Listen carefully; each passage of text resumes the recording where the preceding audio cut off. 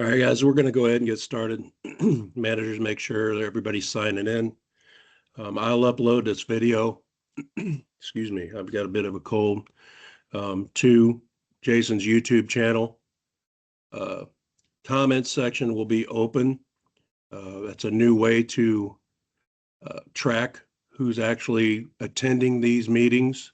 If you have people off that aren't there today, make sure you direct them to the YouTube channel. Have them comment with their names under the video so we have accurate tracking on who's actually watching these. We'll go ahead and get started. New year, new attitudes. Everybody can see my screen, correct? Yep, good. So our toolbox talk objectives today are going to be setting and becoming a good example, driving habits, roadside safety, inspections that go beyond service titan, excavation safety, what's expected of our crews and our competent persons, and meeting the standard and going beyond that. Setting and becoming a good example. Companies like big numbers. When it comes to production, revenue targets, and goals, big numbers aren't well received when it comes to safety because it usually means we're paying fines for hospital bills and workers' comp claims, OSHA fines, etc. We all need to take responsibility for our actions and lead with conviction and genuine concern for everybody's safety while on the job. Safety policies, laws, and rules are put into place because someone, usually more than one person, paid with their life for that rule to be put in place in the first place. They aren't made to make the safety guy the bad guy because he's pushing the policies and rules. But most of the time, that's what happens. They're not in place to make you look cool or provide plush comfort while doing your job either. They're there to protect you and get you home in one piece. We are our brothers and sisters keepers. We as leadership members, team leads, and competent persons need to lead by example in every aspect of safety. Your actions dictate what is acceptable and what is not. Using your cell phone while driving, shrugging off minor infractions, skipping a required strut, usually snowballs into much bigger consequences with the penalties being penalties, fines, injuries, or even worse. New employees become complacent because this is the way they were taught. We need to be leaders who genuinely care for each other, and it will be reciprocated by seeing less of these safety violations, accidents, and fines. As everyone knows, our driving habits weren't the best in 2025. As you can see, we chased all of these listed here essentially every single day this year. The cell phone use was through the roof. It would be easy for me to pick on several people with videos to back it up, but I'm going to refrain and say tougher lines are needed and need to be drawn for the new year. In most of the states, we have a no-touch law in place, which means you can be ticketed, fined, and lose your license for even touching your phone while driving. And a lot of these states have implemented it while you're sitting at a stoplight as well. You cannot touch your phones. Your cellular devices need to be left alone. Stop sign infractions. It is a policy for our company vehicles to make full stops at all stop signs. Not only is it the law, it's a company policy. Rolling stops are not allowed, and you can be disciplined for it. Distracted driving events increased as the year progressed. Driving with your legs while eating, cleaning your tools, using your tablets or tapping on your phones all register as distracted driving. Seatbelt infractions, a lot of these this year. When you get inside your vehicle, put your seatbelts on. This is a law, and it's also company policy. Passengers are not exempt from wearing one either. All passengers must wear their seatbelts. Touching on this, we cannot have our kids in our company vehicles. We cannot drive our wife around to an appointment or our mothers around in an appointment in a company vehicle. That is a insurance liability. They are not covered in our insurance. We cannot have it. It is against company policy to have anybody other than an employee driving or riding in a company vehicle. Speeding events, I can't say everyone's had a problem with speeding this year, but there are quite a few. Your cameras are GPS enabled, and it does monitor your speed. Follow your posted speed limits. Wrecks, we've had a few of these. Some of them weren't our fault. Most of them were avoidable, though. We have to be diligent in our safe driving habits, or we will continue seeing this happen. Remember, we are driving rolling billboards. These are not your personal vehicles to abuse. Paying attention, follow the rules of the road, maintain safe distances from other vehicles, and drive like someone depends on you to make it home tonight. We must enforce all of this by coaching immediately when these pop up. It's just not me asking you guys to coach. It's managers, we need to be on top of this. If the coaching's not working, we will follow the progressive discipline process and move on with that. Manual on uniform traffic control devices for streets and highways. That's the link to it. If anybody is interested in that, it's a free manual you can download. What's expected as far as cone setup goes for your roadside setups. It gives you all the rules on how to properly set up your cones in any area. It also provides you with information on the high-vis clothing that's required and what type to wear for various situations. We're pretty solid on the high-vis clothing across the board, but we definitely need to make sure we're wearing the rest of our PPE when we get out of the vehicles, our hard hats and safety glasses, and our work boots. Remember the equation. It'll help you guys determine how many cones are needed when you set it up. So if you set up on a basic 30-mile-an-hour street, you divide that by 5. That equals 6 cones. You add 1. That's 7 cones needed on a 35-mile-an-hour street speed zone. So if you don't have enough cones, get them ordered so we can get that corrected. We do get fined for that. Inspections, it goes beyond Service Titan. Competent persons are the only people allowed to complete and sign off on inspections in Service Titan.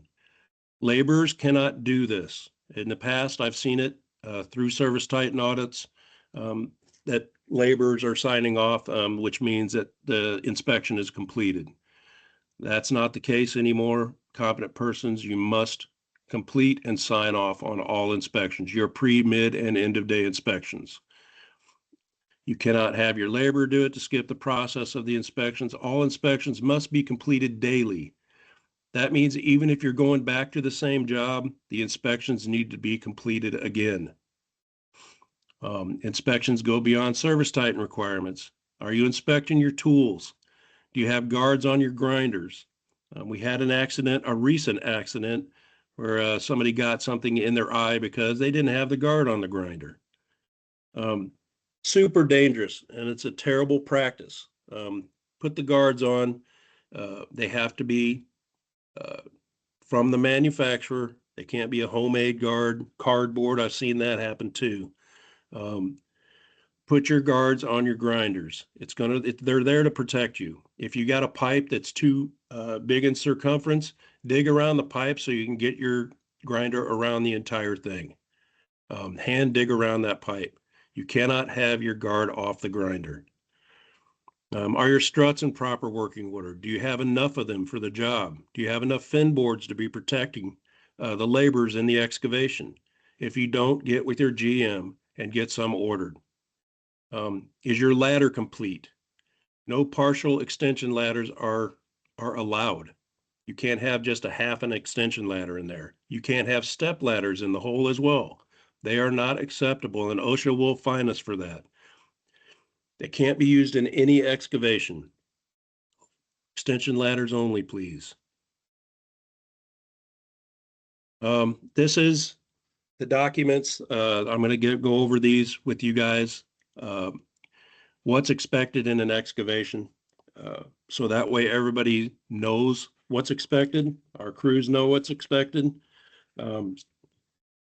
And I'm going to explain everything step by step on these so that way everybody knows. This documents safety and service titan requirements for all excavations. Other picture requirements may be needed for your operations manager. Number one, a pickup loaded to service titan, a vehicle roadside setup with cones placed properly, proper PPE worn and a pickup loaded, a hard hat, high vis, safety glasses. We want to see it. These must be worn on all excavation jobs. Pictures showing utilities marked before dig, including our proposed markings. Remember, it's a white paint mark box. I know snow on the ground, you can use a different color paint that doesn't coincide with a utility marking. Picture of the excavator on site.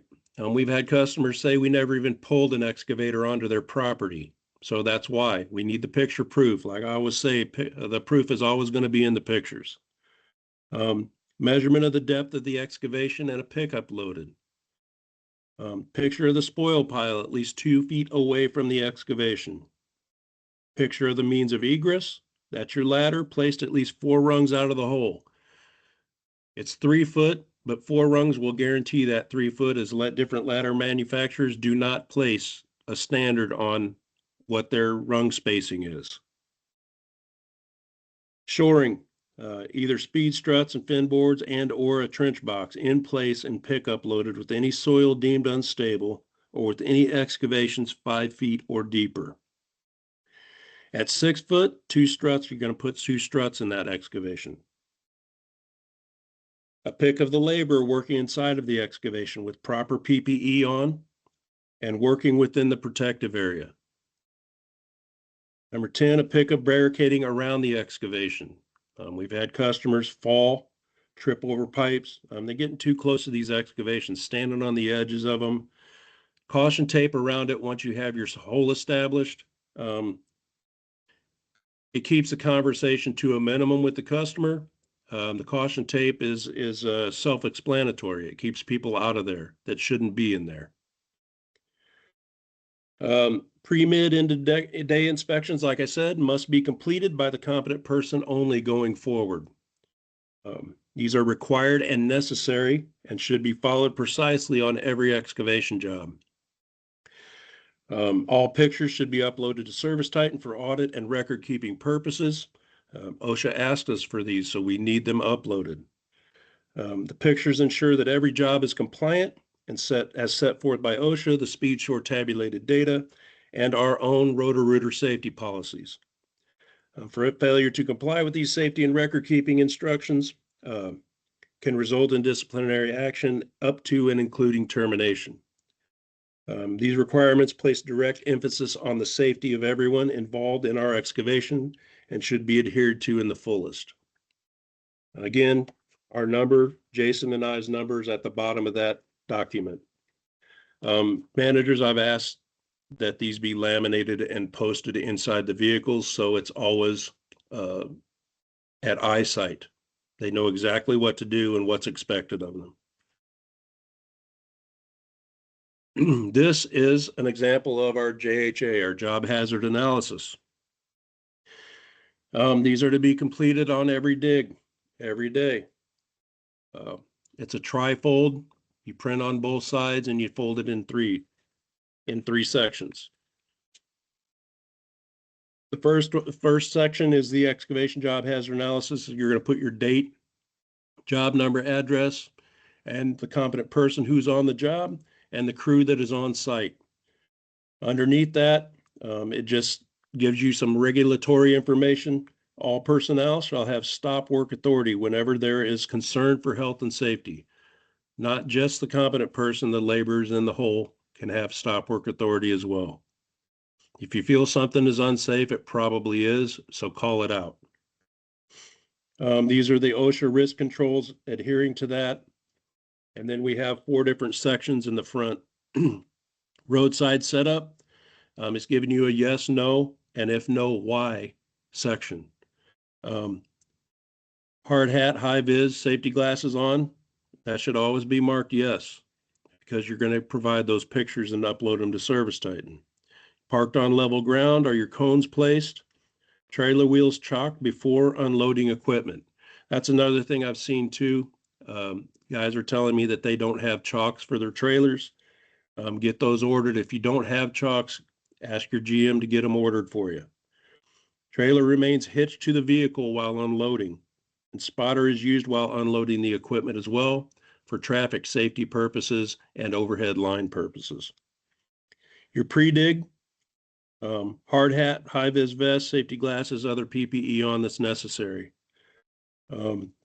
Utilities marked and picks uploaded to Service Titan. As you can see, this is following a trend here. It's following the same thing that we just went over in the last document. Photos of the crew and the PPE and photo of the excavator uploaded to Service Titan. Pre-dig inspection completed by the competent person. Spotter used to keep the excavator safe of overhead lines, traffic, pedestrians, underground utilities, etc. All required equipment and materials are on site. All required materials, equipment inspected for damage, malfunction before the dig begins. During the dig, mid-dig, same thing, hard hat, high-vis vest on. Hand dig at an angle of 1 foot at a time to expose any underground utilities. Place your spoil piles at least 2 foot away from the excavation. There's a picture that need to be uploaded. Measured depth of the hole with tape and uploaded the pic to Service Titan. Installed protective system if over 5 foot in depth, and uploaded picture of system in place.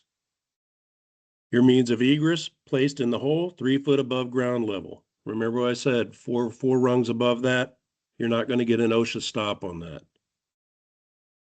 Complete mid-dig form, competent person only. Overnight excavation, if you have to leave it and come back the next day, make sure it's cordoned off with your snow fencing, caution tape, cones, and you cover the hole with plywood. Your post-dig, make sure your excavation is clear of all personnel, tools, and equipment. Use your spotter to ensure utility lines and people are cleared and when backfilling the excavation. Police waste from the site. Don't throw your empty bags of chips and garbage into the hole. Be respectful of the property, pick it up, put it in a bag, put it in the truck. Remove your waste from the site. Chalked wheels on the trailer ensure support to prevent movement when you're reloading the excavator. Complete your end of day post-dig inspections and upload a picture of your completed job. On the back, it gives you a step-by-step.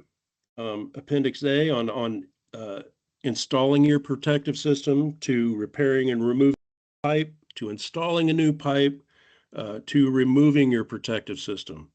Remember, installing and removing, we all have to do that from above ground only. Common excavation hazards, it gives you a list of those. Again, Jason and I's QR codes, it has our number and email on it. You scan it, it goes directly, it opens up your contacts and you can save it to your contacts. And at the end of it, the competent person signs off, crew's initials, and your end of day completion time. When it's completed, we're going to disregard the bottom of that where it says return to the manager. We are going to take a picture of front and back and upload that as well to Service Titan.